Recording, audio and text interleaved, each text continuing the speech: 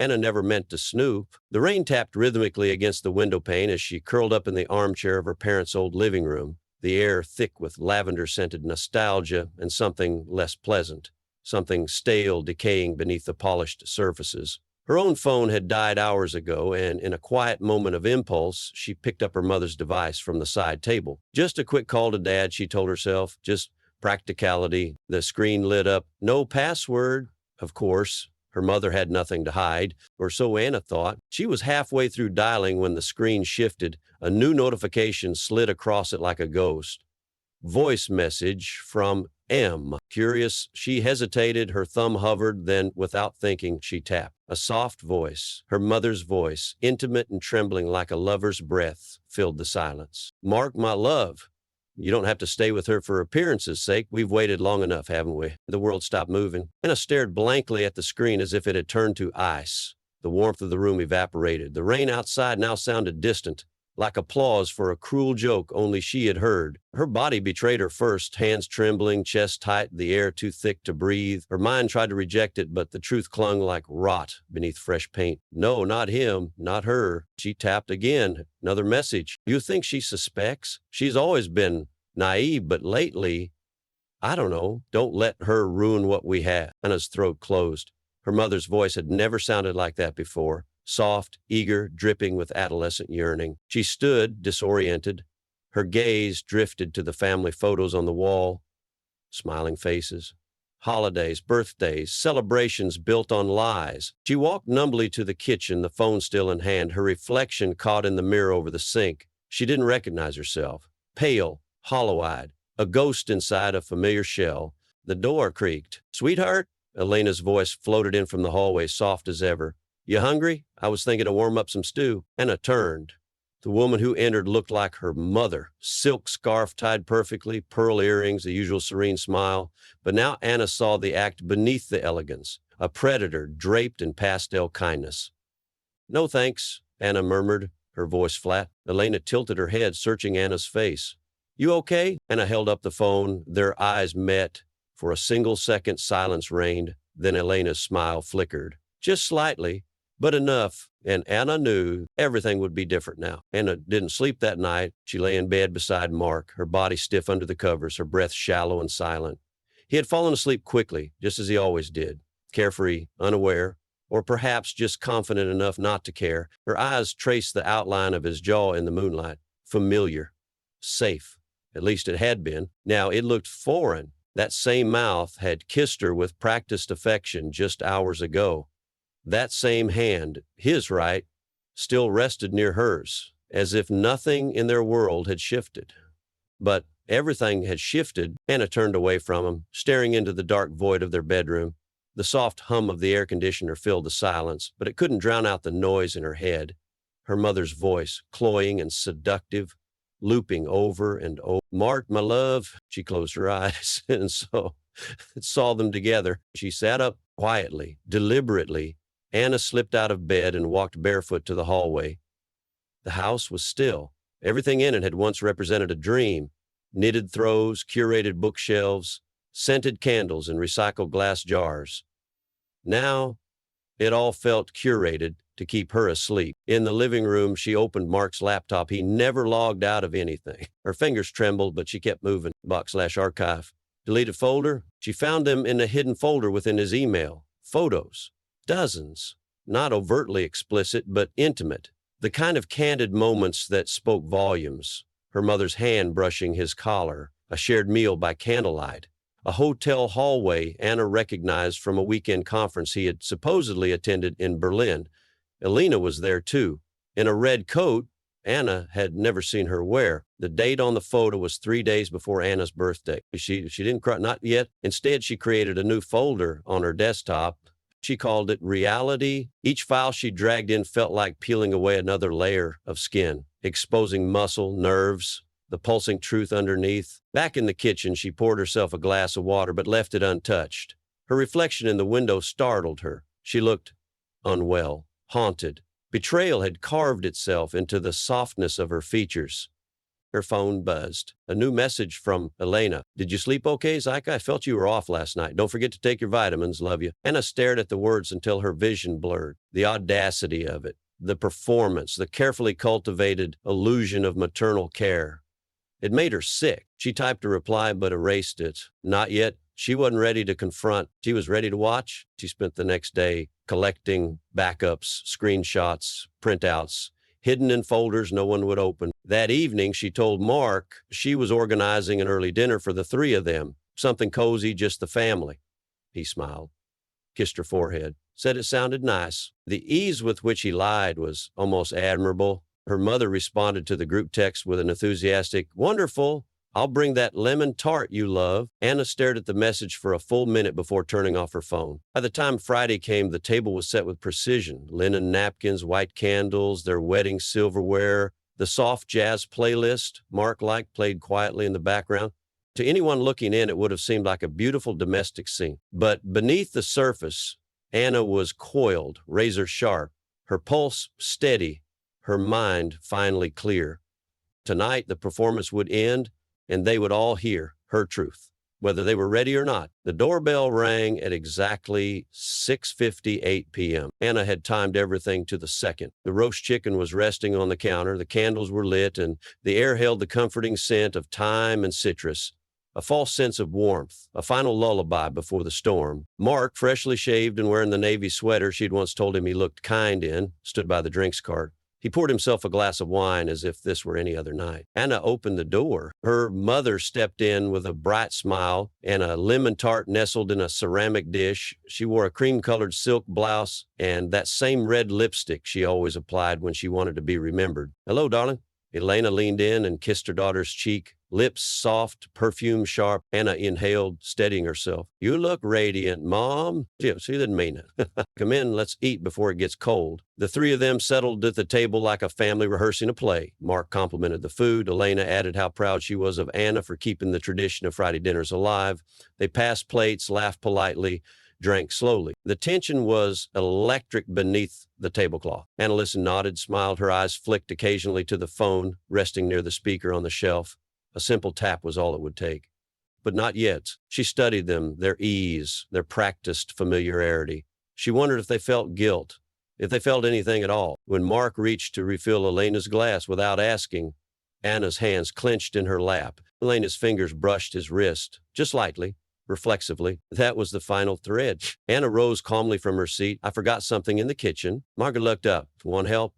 "No," she said softly. "I've got it." She returned with a small remote and set it on the table beside her plate. "What's that?" Elena asked, still smiling, though her voice had thinned. Anna sat, her fingers lightly tracing the surface of the remote. "Just something I thought we could all enjoy, a memory." She clicked it. The speaker on the shelf came to life. At first, just the familiar hum of static. Then, Elena's voice, soft, almost prayerful. "Mark, my love, you don't have to stay with her for appearance's sake." And then another, "I wish she'd just leave you. She never deserved someone like you." Elena froze. Mark's fork clattered onto the plate. Silence fell like ash. Anna looked at them both. "Would either of you like to say anything?" Mark opened his mouth, then shut it. His Adam's apple bobbed, but he couldn't form words. Elena's face had turned a fragile, mottled white. I don't understand," Elena began, but Anna cut her off with a quiet, chilling calm. "Don't lie to me, Mom." Her voice was soft, but it silenced the room. Elena's hands trembled. And whatever you think you heard, I heard everything," Anna said. "And I saw the photos, the hotel, the text history you thought you deleted, the gifts, the red coat, the same coat you told Dad you'd thrown out 10 years ago." Elena stared at her, lips parting in protest, but no words came. Anna turned to Mark. "And you," she said, "you let me believe we were working on something real. You told me you loved me the night before you slept with my mother." Mark winced as if slapped. "Anna, I didn't want to hurt you, but you did." Elena stood abruptly. "Anna, please. You're overreacting. This wasn't about you. It was..." "What?" Anna's voice rose just slightly. "About love? About longing? About stealing what you never earned?" Her eyes burned now, but the tears didn't fall. "You've always resented me," she whispered to her mother, "for having a life you didn't, for being happy where you settled. You never supported me. You judged me. And now You took the one person I thought I could trust. Elena tried to reach across the table. I didn't mean to. No, Anna pushed her chair back and stood. I made dinner because I wanted this moment to be deliberate. I wanted you to know. I see you both clearly now. No more illusions, no more pretending. Mark stood too, unsure whether to approach her. Where are you going? She walked past him into the hallway. To live a life where I'm not the supporting character in someone else's twisted fantasy. She returned moments later with a small overnight bag. I've packed light. I won't be back. Mark looked stunned. You're just going to leave? Anna smiled faintly. There was no joy in it, only release. Yes. At the door, she paused. No more explanations, no more scenes. You two deserve each other, just not me. She left the tart in the silence. The door shut with a soft finality behind her. The cold air hit Anna's face like a baptism. She stepped into the night with no destination in mind, just movement. Her bag bounced lightly against her hip as she walked, her steps slow at first, then gaining rhythm. The tension that had knotted her muscles for weeks began to loosen, inch by inch, as if the truth had burned a hole through the skin she no longer needed. But she didn't cry, not when she reached the train station, not when she bought a one-way ticket to nowhere in particular, not even when she sat by the window of a near-empty carriage and watched the world blur into ghostly streaks of light. She felt quiet, hollow, but alert. Like a building after an earthquake, damaged, yes, but still standing. Across town, the house she left behind had turned into a battlefield. The dinner table was frozen mid-scene, half-finished glasses of wine, the untouched tart, napkins abandoned like white flags. Elena sat stiffly in her chair, her lipstick smudged at the corners of her mouth, her hands clenched in her lap. Mark stood at the window, his back to her. Neither of them spoke. It was Elena who broke the silence first. You should have said something. Mark turned, his voice brittle. To who? You? Anna? When would that have ever ended well? She shook her head. We could have controlled it, managed it. She didn't need to find out this way. Mark scoffed. You're worried about damage control. Jesus, Elena, her face hardened. Don't pretend you didn't enjoy it. All those nights, all those whispered calls. You didn't say no, and neither did you. They stood in the ruin of their choices. Two people once allied in secrecy, now exposed under the same harsh light. What had felt like passion, dangerous, intoxicating, was now shriveled into something sour. She hates us, Elena said finally. Mark didn't respond. He didn't need to. Back on the train, Anna stared at her reflection in the glass. Not herself exactly, something becoming. She thought of the old mirror in her parents' house, the one in the upstairs hallway. As a child, she used to twirl in front of it, imagining she was someone else, someone fearless. Later, as a teenager, she'd stare into it during fights with her mother, trying to find answers in her own eyes. But that mirror had betrayed her, too. She remembered catching her reflection after finding the messages, how she'd looked cracked open, hollowed, like a woman abandoned in her own life. That was the last time she'd looked at herself in that house. Now, here, her reflection still seemed unsure, a work in progress. But there was something new behind her eyes. At the next station, she stepped off, a sleepy town she didn't recognize. Lights dimmed early. The air smelled like chimney smoke and wet leaves. She walked until she found a modest guest house tucked between trees, its porch light glowing amber. The woman at the desk didn't ask many questions, just handed her a key and said breakfast was at 8. The room was small, warm, unassuming. She dropped her bag and sat on the edge of the bed, fingers tracing the quilt. For the first time in days, maybe weeks, her body let go. She lay back and stared at the ceiling. And then finally, she wept. Not violently, not loudly, just a slow, steady stream of grief. Grief for the woman she had tried to be, the daughter, the wife, the peacekeeper. Grief for the years lost to pretending, to doubting herself, to making herself smaller so others could take up more space. And beneath it, something quieter stirred. Not hope, not yet, but clarity. Somewhere her phone buzzed. She didn't reach for it. She knew who it would be, or both of them.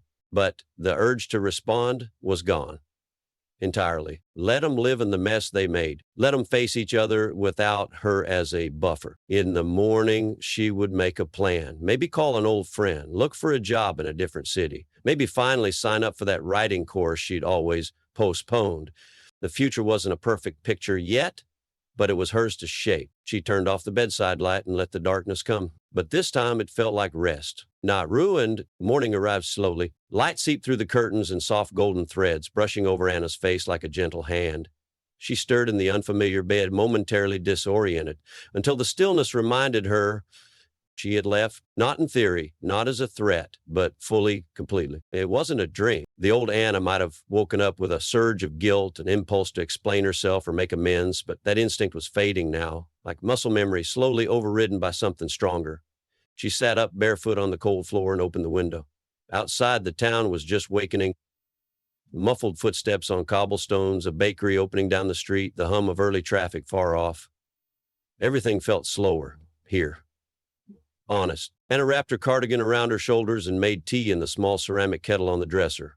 She hadn't made a plan yet, and strangely, that didn't scare her. For the first time in years, there was no one else's voice in her head, no tug of war between pleasing and preserving, no unspoken obligation whispering, be small, be quiet, be good. She sipped her tea and opened a fresh notebook from her bag. Its pages were blank, and she stared at them for a long while before writing her name at the top of the first page. Not Mrs., not daughter of Elena, Miss Anna. That simple. There would be legal matters to deal with eventually, divorce papers, separation of accounts, calls from people pretending to be concerned but mostly curious. She imagined the emails from Mark, the carefully neutral tone, the veiled accusations. She imagined her mother calling, crying, begging, spinning another story where she was the victim. Anna would not answer. They had taken enough from her. Now it was her turn to choose. She closed the notebook and stepped into the shower. The water ran hot, and she let it pour over her as if it could rinse away every layer of performance she'd worn over the years. The good wife, the dutiful daughter, the always apologizing woman. She didn't hate him, not even now. But she had learned something vital, something sharp and unflinching. Love without respect is not love. Care laced with control is not care. And some betrayals don't need to be avenged, they just need to be walked away from. When she checked her phone, she saw 23 missed calls and a stream of messages. First from Mark, please call me. Then from Elena, you misunderstood, it wasn't what you think. Then silence. Anna deleted them all. No drama, no anger, just deletion. As if clearing space on a device that had run out of memory. That afternoon, she walked into town, bought herself a journal, a scarf, a sandwich from a small cafe. No one recognized her. No one expected anything of her. She passed a bookstore and wandered inside, running her fingers along the spines of novels she hadn't let herself read in years. At the register, the woman smiled and asked if she was visiting. Just passing through, Anna replied. But even as she said it, something inside her whispered, or maybe not. As dusk fell, Anna returned to the guest house. She opened the window again and let the cool air into her room. Her phone was off, her past was behind her. She lay down, slowly pressing her cheek to the pillow with a kind of reverence. Like the ground beneath her had shifted, but this, at last, felt steady. A single thought passed through her, not with rage or sorrow, but with calm certainty. Now I can finally live my life, not theirs. And with that, she closed her eyes, wishing